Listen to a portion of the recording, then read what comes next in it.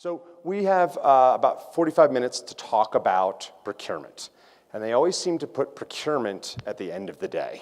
And it's always one of these topics that doesn't really grab. However, in a cloud environment, this is critical. How you buy cloud has become probably one of the biggest issues for governments adopting how they use and use effectively cloud. So what we're going to do is we're going to talk about some of the general pieces of how cloud procurement works. And then we're going to have Henry Pinto come up. Henry is from Honduras. He's actually done this from the government side. He's actually done a procurement, gone through the process, learned some of the same lessons that we've seen. He's going to talk about his experience. He'll do it in Spanish. And then we'll come back and we'll talk about some of the best practices, okay? Okay, so already talked about that. So introduction. So the biggest thing I get to do, my job takes me around the world. I get to work with governments in Europe, in Asia, and here in South America. And it's amazing to me what people say. Everybody says we're different. And the reality, at the core, how government buys and does procurement is actually very similar around the world. It's the same type of thinking, the same kind of things. My job and my team's job, and really the broader organization's job, is to help governments buy cloud effectively. And procurement tends to get in the way of that, traditional procurement. And so we're here to help with, in a sense, a cultural shift out of a traditional hardware or software buying approach to an approach that allows you to effectively use cloud. And that's a big shift. That is a cultural shift. And it affects a number of different parts of government. It affects, obviously, the technology folks. It affects how the business folks work. Procurement, legal, contracts, and finance are all involved in this.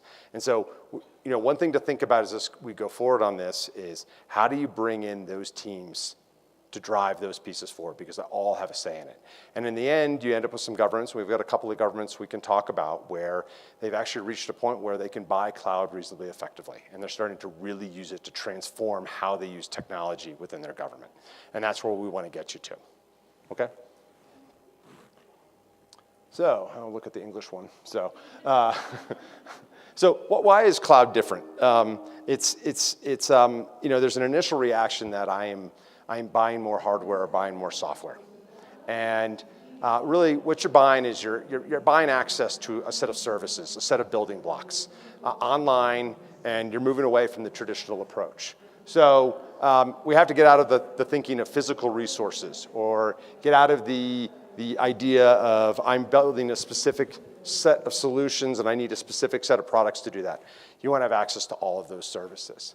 So understanding this difference is critical. So, we're working right now with governments, including in Colombia, to work through this difference and why it is different. The analogy I use is, and I'll see if I remember right, it's here in Colombia, it's home center.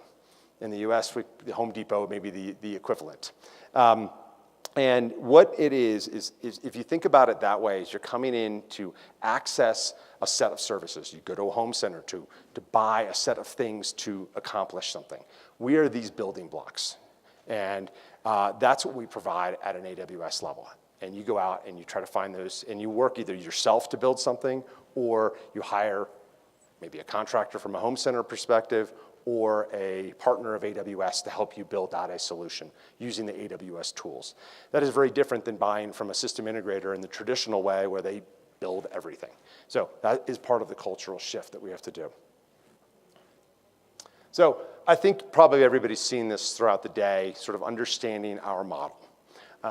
And very quickly, 20 regions around the world, 65 AZs, huge infrastructure. We have 160 plus services, I think, at this point. I can't even keep track anymore. But recognize what this is from a procurement perspective. This is the same set of services running in all of these places for every single customer. These are not uniquely built resources. These aren't specifically built for a specific customer. All these building blocks are there for everybody to use. So anybody can log on, anybody can open an account and use this and use these services anywhere in the world. So thinking about this in a traditional data center approach is something we have to shift away from. So where are we today with procurement? How many people in this room are with government or with government procurement? Can't say.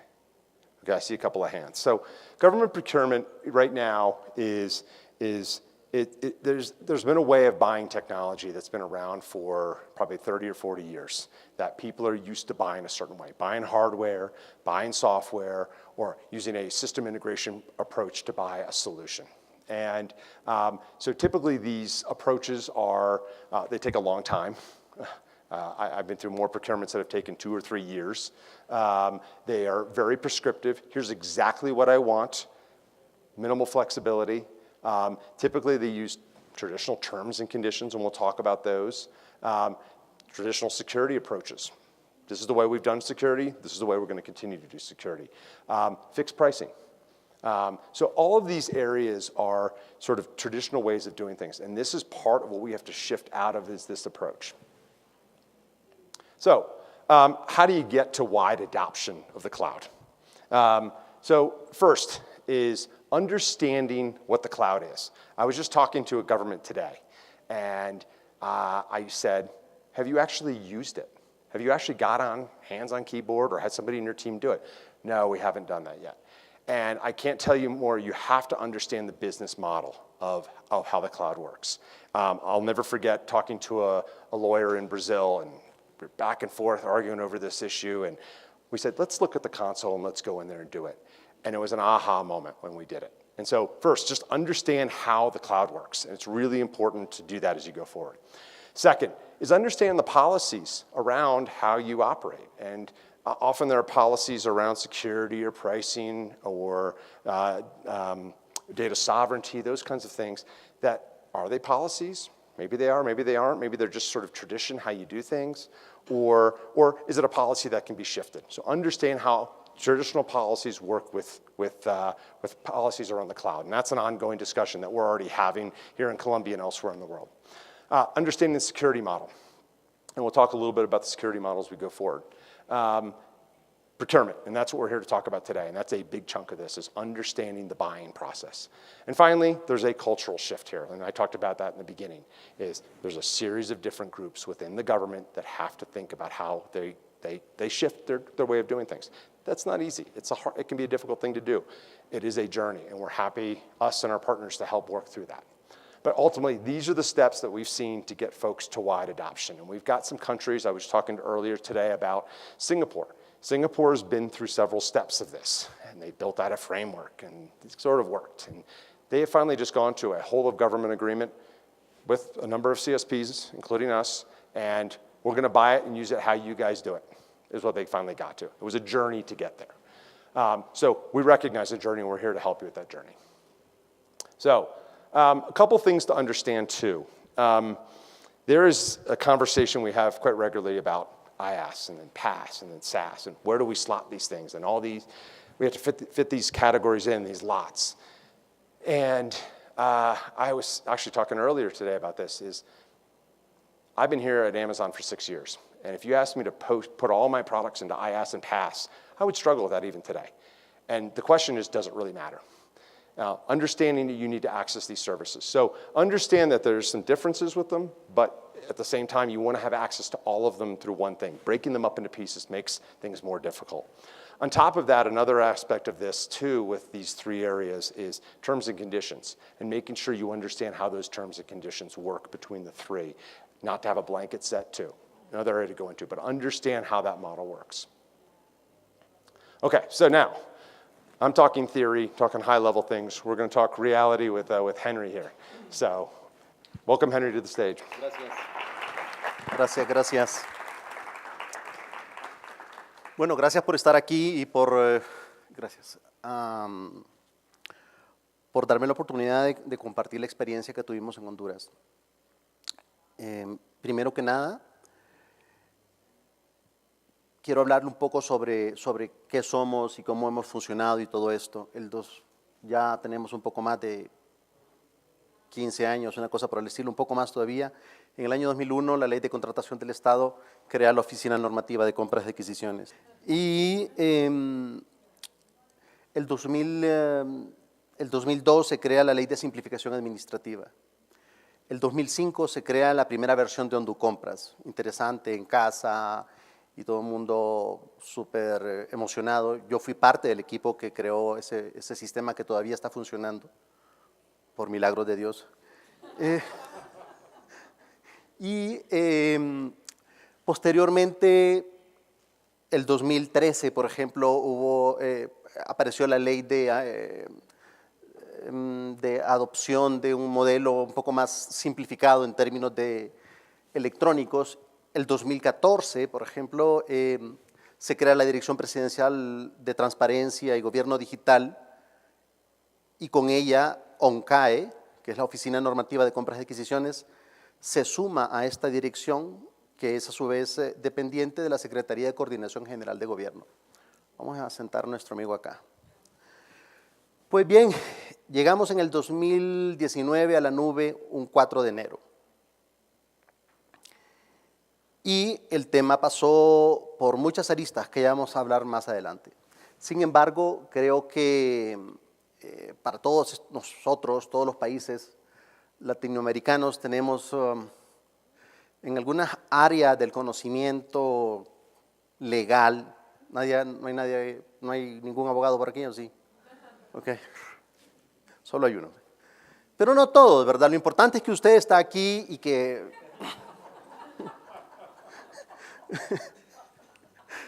tenemos 5 módulos en el sistema actual de Compras. Ha trabajado por 15 años consecutivos, esa cosa es increíble, ¿verdad? Yo no sé por qué no he muerto, pero alguien me dijo, ¿sabes qué?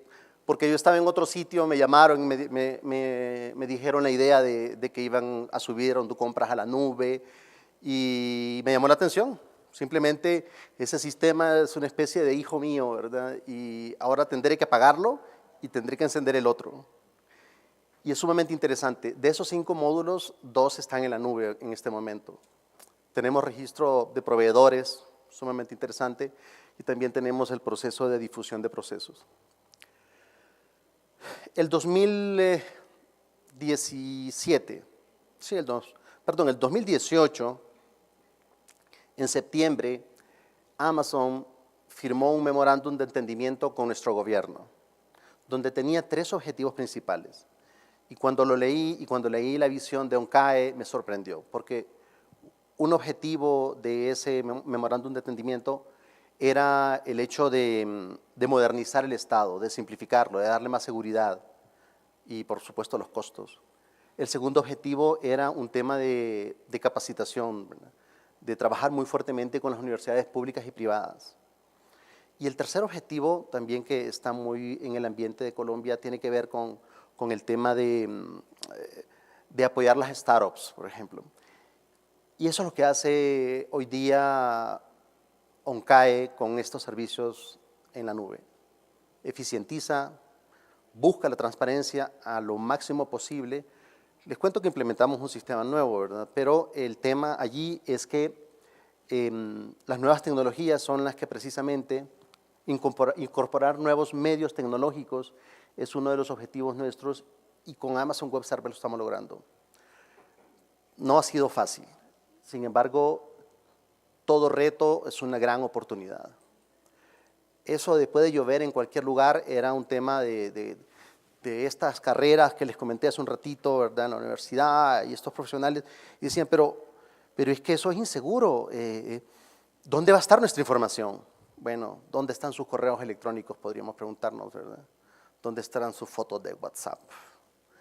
Y entonces, puede llover en cualquier lugar representa que cualquiera se puede meter en el mundo y bajar esa cuestión, ¿verdad? Y utilizarla y no sé qué cosa. Pero yo les decía, ¿saben qué? Hay empresas en el mundo transnacionales, súper interesantes, tecnológicas, que tienen más seguridad y más protocolos de control que hasta los mismos países, porque no se regulan a través de estos procesos, de hecho, de la administración burocrática que siguen nuestros estados, sino que son más modernas, más actuales. El segundo tema es el tema de que cómo va a estar la información del Estado en manos de terceros. Nos la van a ver, nos la van a usar. Ya lo explicaron en presentaciones previas y tiene que ver con eso, ¿verdad? Con el tema de que Amazon no está en el negocio de andar viendo información, ni mucho menos otros terceros. Está en el negocio de brindar servicios excelentes como este. Y bueno, no hay expertos de AWS, que es el segundo objetivo que les comentaba del memorándum de entendimiento. Yo estoy adscrito a todos estos cursos que ofrece Amazon.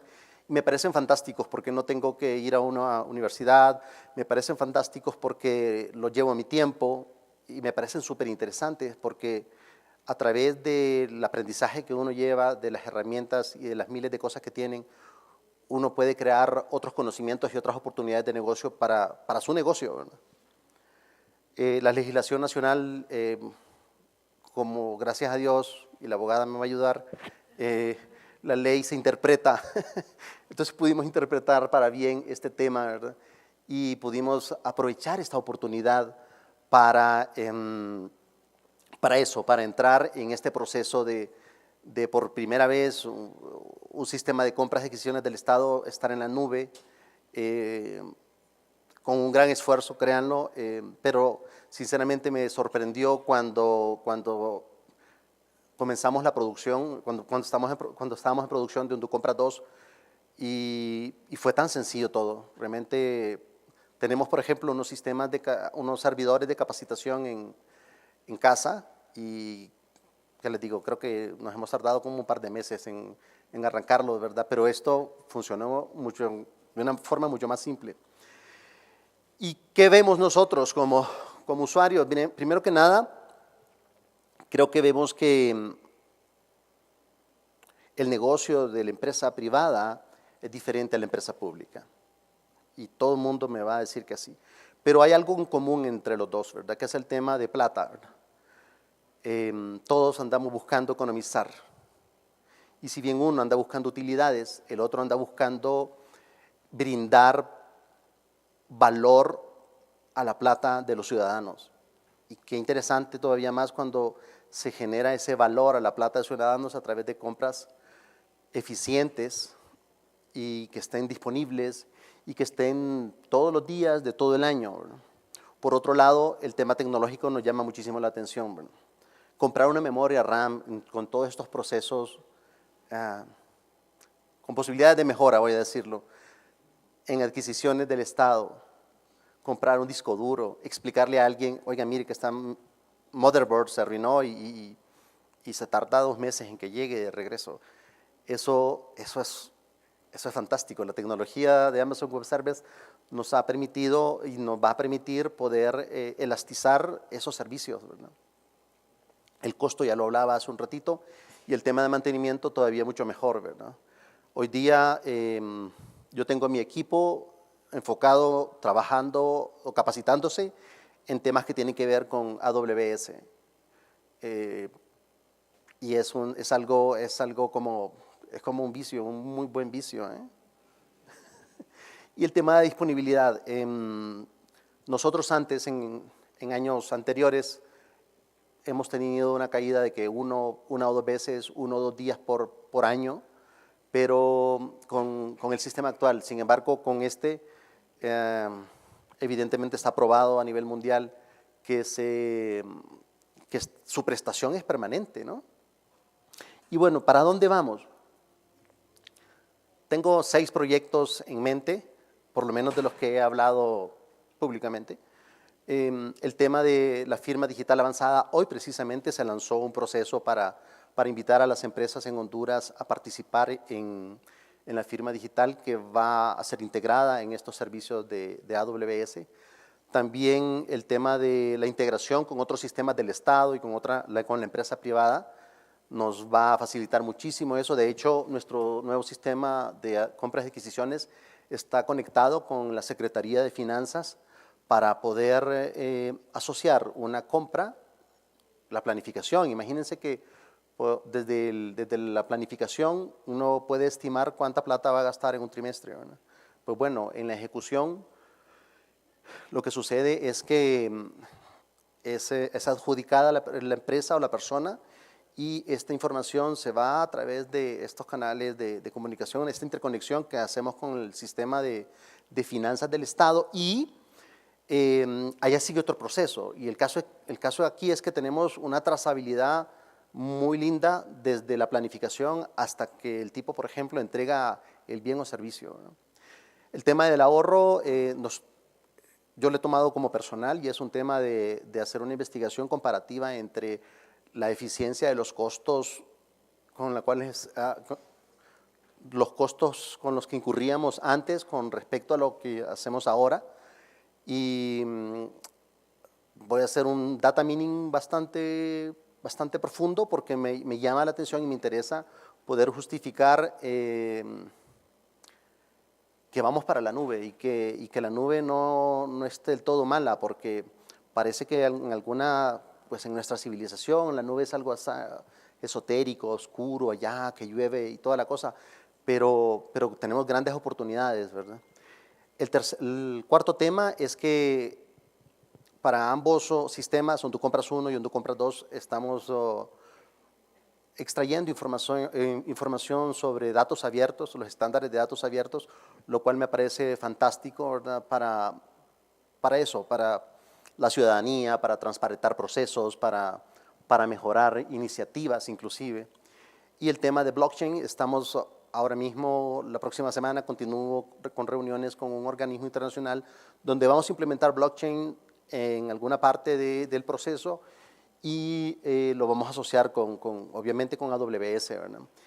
Y bueno, y por último, el tema de la flexibilidad, porque sé que comenzamos el 4 de enero y ya hemos calculado algo en información de cuánto vamos a requerir más en términos de capacidades, y eso es sumamente interesante porque hacen falta 2 módulos más para poder implementar, y la flexibilidad que ofrece AWS es para eso, ¿no? Es para ya.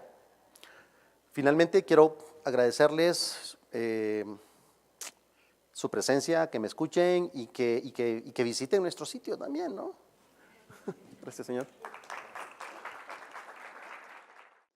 Okay, so back to English.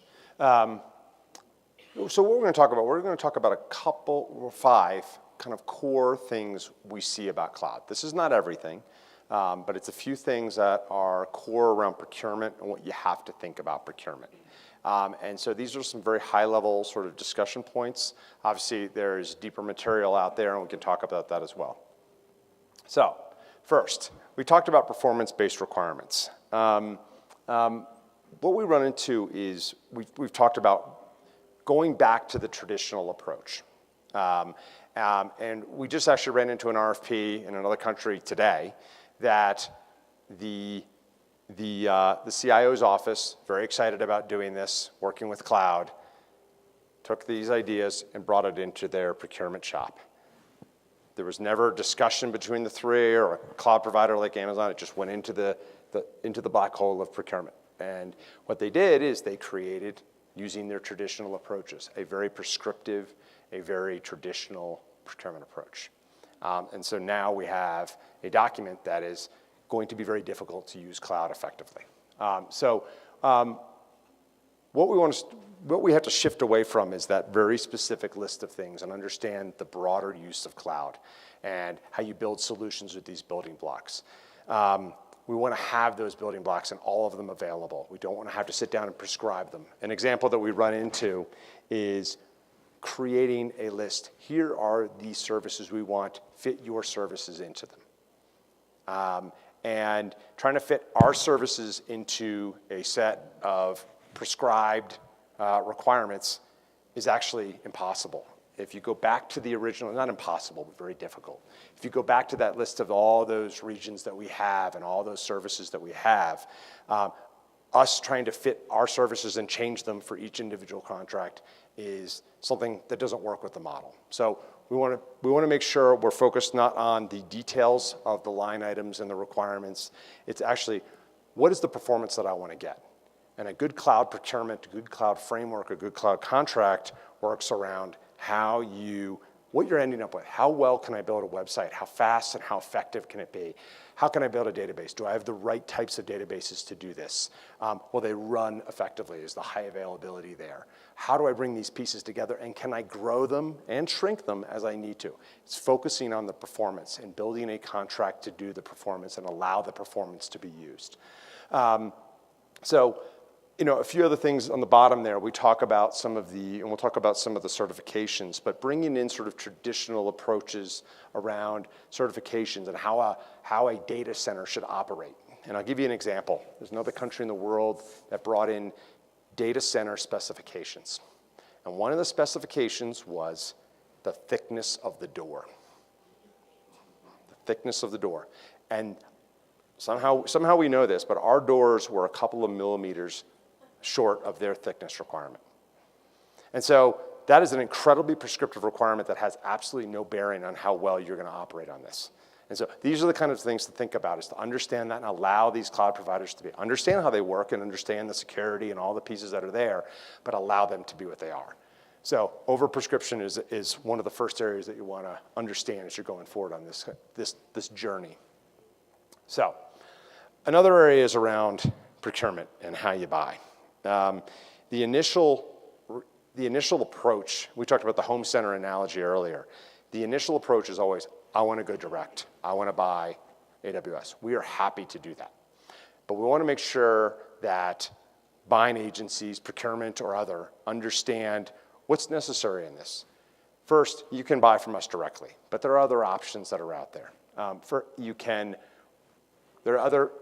You need the service providers to help you with that contracting piece like we talked about. Or you can buy access to AWS through one of our partners as well. So understanding that broader approach to how to buy cloud and understand there are different options to do this is critically important. So stepping back and saying, instead of the traditional, I want a distributor model or I want this model, is understanding what's there. And the best model really is having access to AWS directly, using the services, the building blocks, but having this pool of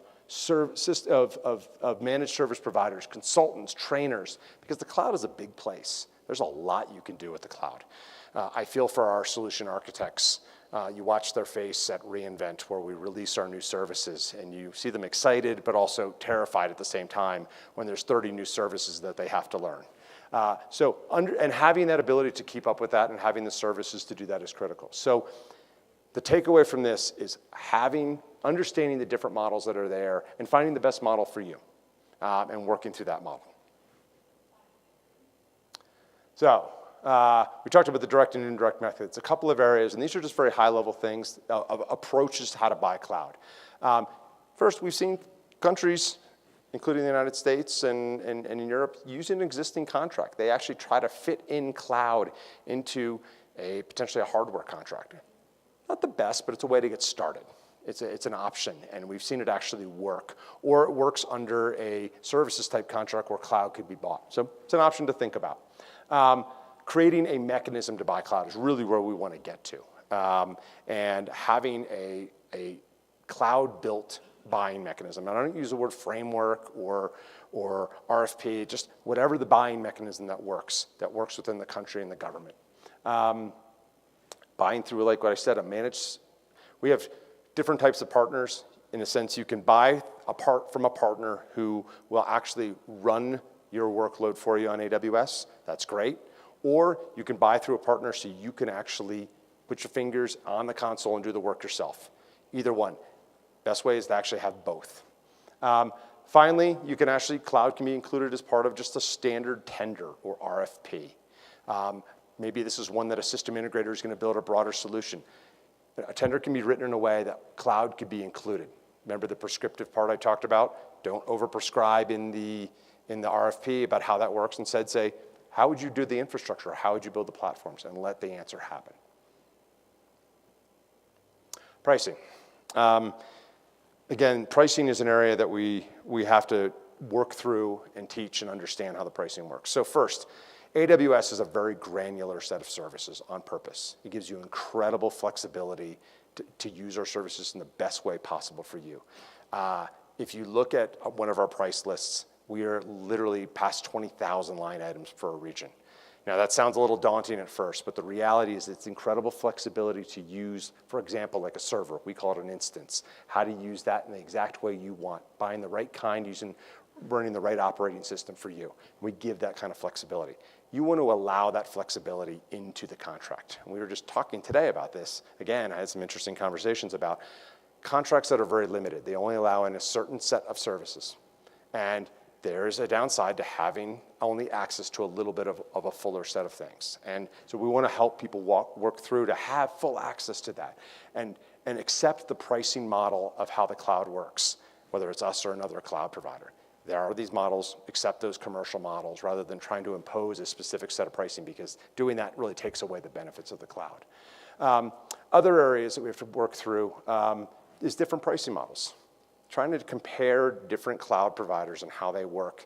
I've actually sat down, and I have some people in the room who are not on this one, trying to compare prices. Here's line item from this one, here's line item for this one. Line item here, line item here. After a while, your head starts to hurt. It doesn't work. Just allow them to come in and be what they are. The other one, this is what we talked about, bringing the right teams in. The finance team, the budget team. Pay as you go is a very different model than we have a CapEx model, we're spending this much this year, this is what we're spending, we know it. Pay as you go is different. Now, immediately, we don't work that way. Well, I've found with governments that if you go in deeper and you understand, governments do pay as you go models, cell phones, electricity, those kinds of things. The models are there. It's all about managing it correctly and understanding the management tools that are there, the governance model. And that's another area to talk about in this.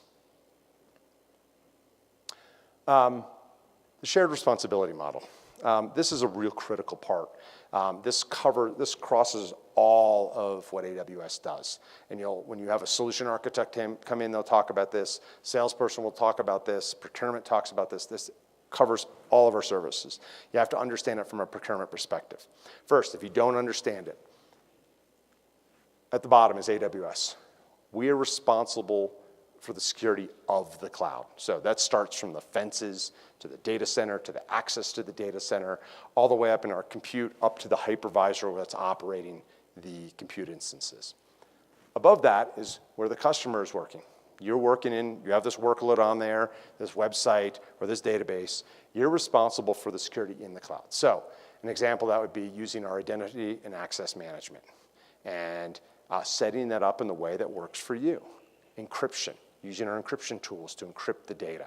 How people on your teams can access and utilize the cloud. There's 100 different ways our shared responsibility works. So sometimes people hear that as, oh, that means you're not responsible for this. No, we're actually giving you the responsibility. You're not hoping that your vendor's taking care of this in the right way. You're taking care of it in the right way. And obviously we have best practices. We have tools, lots of tools built into AWS to help you manage the security. So this model, you have to think about it from a procurement perspective, is if you require, like we've seen this in RFPs where they require encryption. The data must be encrypted. Well, we provide the tools to allow encryption, but we don't actually encrypt it for you. You can do the tools, and there's a variety of different ways to do it. So it's understanding that thinking around how the shared security model works into a procurement that you're going to do. So, privacy of data, there's a whole bunch of different things here around how you should take care of the privacy of it. And want to make sure I have time for questions, so I'll talk to this very quickly. First, geographic location. That's an area where people go, well, is it going to be where I need it to be? You choose where it is. We have these 20 regions around the world, and we're continuing to grow. You choose where that goes. I talked about encryption.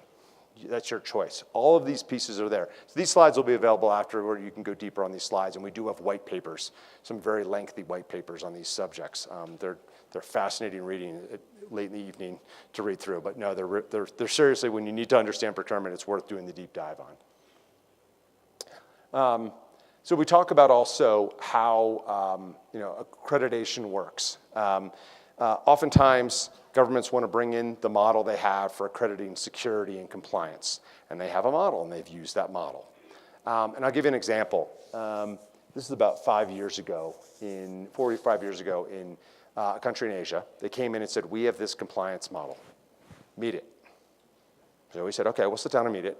And we went through it, and what we found out, basically, this was built on ISO 27001 with a little layer on top that did nothing else.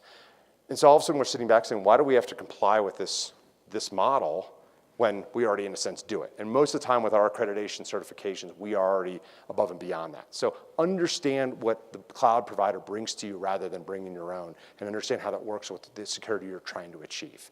And that's a shift in thinking. That's bringing the security people in that we've talked about. And here's a list of some of the different certifications that we have in AWS. And this is a growing list.